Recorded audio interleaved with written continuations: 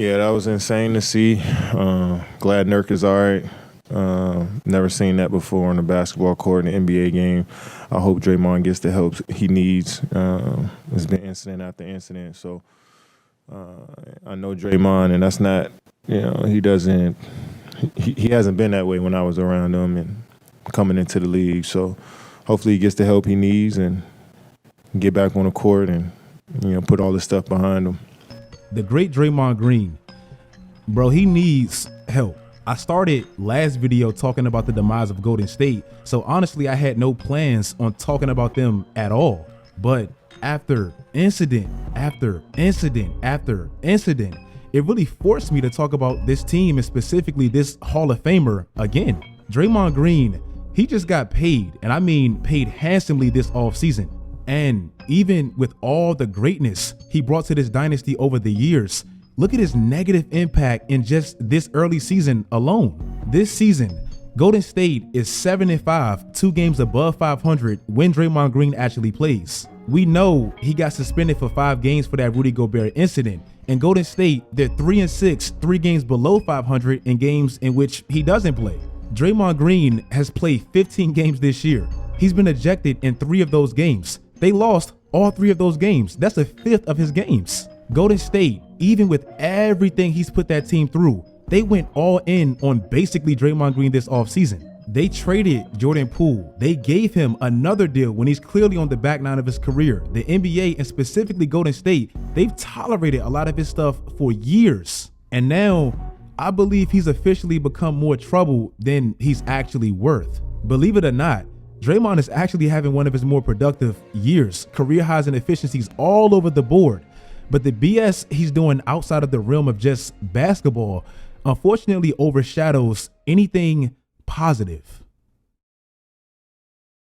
Today's video is sponsored by Manscaped. We all know holiday season is basically here, and if you're looking for that special gift for any special man in your life, Manscaped, they have you covered. Their brand new Performance Package 5.0 Ultra literally has everything a man needs. Their new Lawnmower 5.0 Ultra that's waterproof, it has different shades of LED lights for different skin tones, and it holds up to 60 minutes per charge. The Weed Whacker 2.0 to keep hair out your nose and your ears, and it's also waterproof. Their Crop Soother and Preserver to make sure you feel fresh after your shave. And it comes with 2 free gifts. Again, this is the perfect gift for really any man. If you need the perfect holiday gift for that special man in your life and you want it for 20% off plus free international shipping, click the link in my description box below or use my promo code SWISH at checkout. That's 20% off of your first order plus free international shipping only at manscaped.com. Who had bad roommates. Over and over they complained about their bad roommates. This guy's terrible, the bad roommate here. They never thought to be self-aware enough that they're the bad roommate. They're the problem. Hey, James, you're the problem. If this doesn't work this year in this system with this team, then you're going to go and point fingers at everybody else, and you're going to go back home and you're going to start swiping right for another team, and there's not going to be anybody left. Because, James, you're not the beard, you're not the system, you're the problem. The LA Clippers James Harden experiment is quietly working now. I'm not gonna lie, at first, this thing looked like a complete disaster. This team started out with Russell Westbrook leading the point, playing some of the most efficient basketball of his career, and the chemistry looked great. Then they added James Harden, and it immediately switched. They lost their first 6 games with Harden on the floor, and not only were they losing, they were getting steamed. Besides San Antonio, who's obviously the worst team in the conference, during that losing streak, they were getting beat by the worst margin in the league. And guess what? James Harden had one of the worst plus minuses in that span.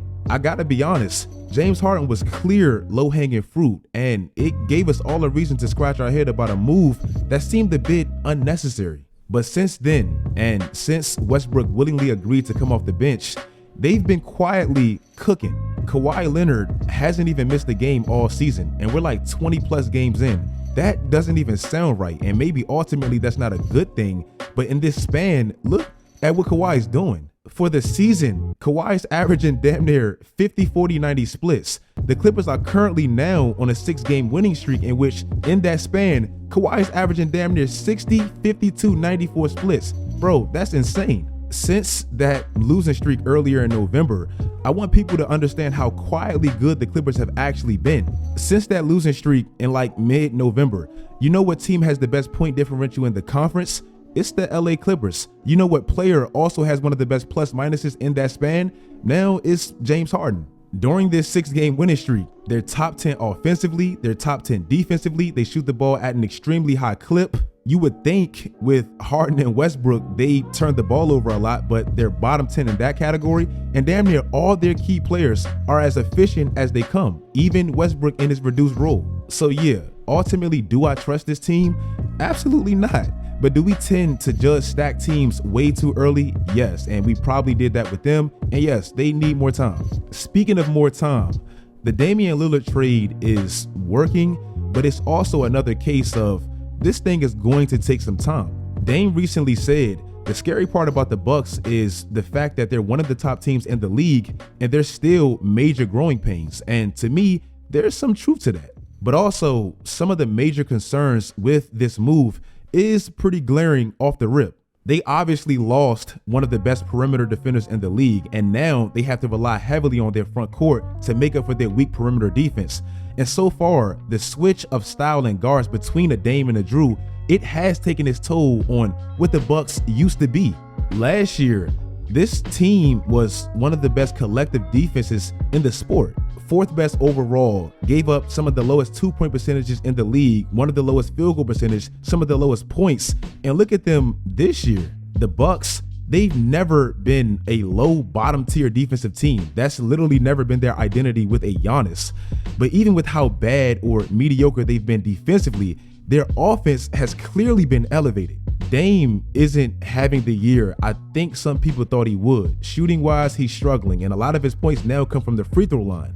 But his impact is still evident. The Bucks now with Dame, they shoot some of the most open threes in the league. They also shoot some of the most open twos in the league. They also make these shots some of the most efficiently in the league, and they have one of the best all-around offenses collectively in the NBA. Their best player, Giannis, he's having his most efficient season of his career, and he's averaging a career high in points, and he's shooting way less threes. That's all positives offensively. Even though Dame isn't necessarily shooting well and putting up these great numbers that I think some people anticipated, the threat of he and Giannis is making everybody else open, and they're eating. Malik Beasley is shooting out of his mind right now. So yeah, the pairing isn't as seamless as some of us may have thought numbers-wise, especially for Dame, and it is taking its toll on this team's defense.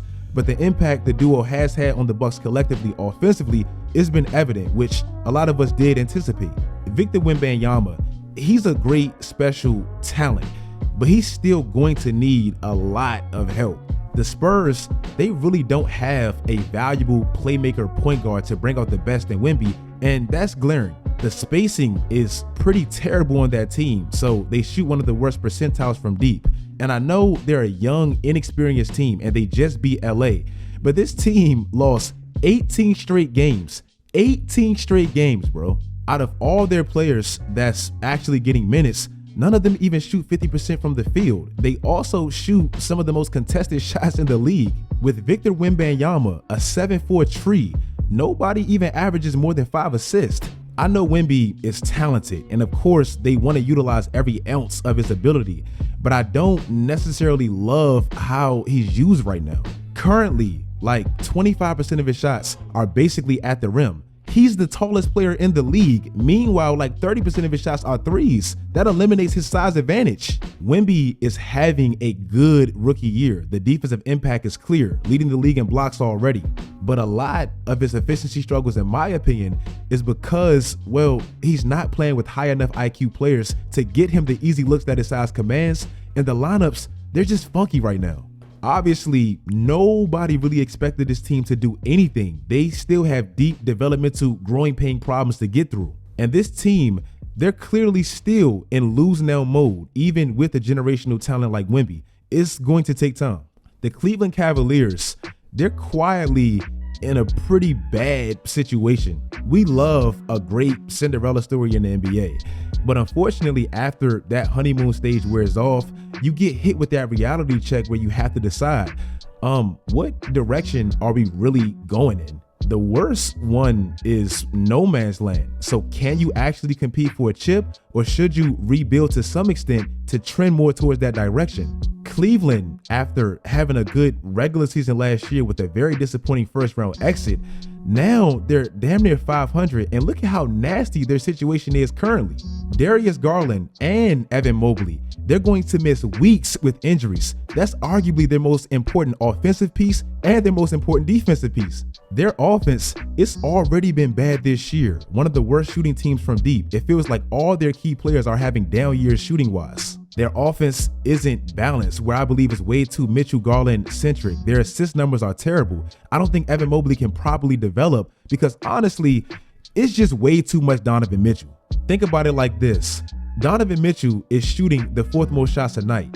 If you look at everybody in that top 6, he's the least efficient. He's the only one not averaging at least 30, and he averages the lowest amount of assists. If you look at the top 10 usage percentage players, Donovan averages the least amount of assists.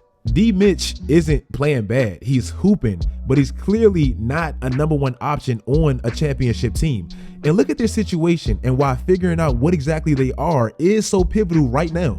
Donovan Mitchell is going to be a free agent after next year. They gave up a ton to get him. I believe they have their pick this year, but after that, Utah has their picks or their pick swaps for the next 5 years. Evan Mobley's contract is looming. Jarrett Allen should probably be moved. They just seem like a team that's trending backwards after a rebuild that looked extremely promising a year ago. And lastly, we're seeing a breakthrough with some of the younger teams in the NBA collectively, and it's very fun to watch. The OKC Thunder, they're literally the youngest team in the league, and they're having one of the most impressive rebuilds that I've ever seen. They already have a top 10 player in the league having a very dominant season. Shea leads the league in steals by a wide margin. He's averaging an extremely efficient 30. He's a mid-range machine. He doesn't even really turn the ball over. Jalen Williams in his second year has already taken a leap. Chet Holmgren has already been a hit on both sides, already top 5 in blocks. This team is dominating on both sides, top 10 offensively and defensively, up there in some of the more major categories. And let's not forget, they have endless leverage. They have 35 picks in the next 7 years, 15 in which are first round picks. Orlando is one of the deepest young teams in the league, and they fight extremely hard defensively with all their size, and they're only getting better. Their best player is in his second year. Indiana, they seem to make one of the greatest trades of the decade, finding a generational point guard, creating one of the most potent offenses ever right now. Houston, they may have missed on some pieces. I don't think Jalen Green was necessarily a hit, but Şengün definitely was. They have one of the best defenses in the league, now adding Dylan Brooks, Fred VanVleet, and most importantly, Ime Udoka. Some of these teams, they just feel way ahead of schedule, and in my opinion, it's just great for the NBA. Yes, it is true. Experience is crucial in the NBA. If you look at the oldest teams in the league, I believe most of them are your contenders. The Bucks, the Celtics, Phoenix, the Nuggets, the Clippers, the Lakers, Minnesota, Miami, etc. But the younger teams in the league, they're breaking through, and they're adding that perfect blend of the previous generation that we still appreciate with the clear future that's imminent. If you guys like this video, please like this video. These are my favorite videos to make during the year. I love this series, like I really do. Make sure you guys follow my social media sites. Add anything in the comments that you think I missed. Turn on post notifications. Do all that great stuff, guys. And until next time, as always, stay tuned.